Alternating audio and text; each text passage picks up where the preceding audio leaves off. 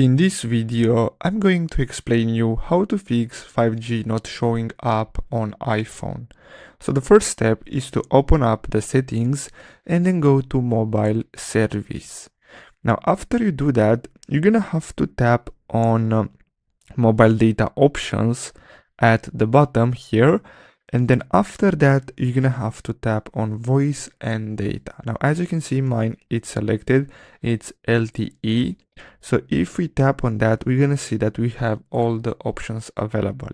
So we have 5G, then we have 3G. So you just have to go here and select 5G, and basically that's all we have to do. Now if you can see 5G here, that means that you have some problems with your phone. Maybe it's too old, or your phone carrier, your SIM card carrier. So you just have to call them and tell them that 5G isn't working on your SIM card. So basically that's all for today's video. Thanks for watching.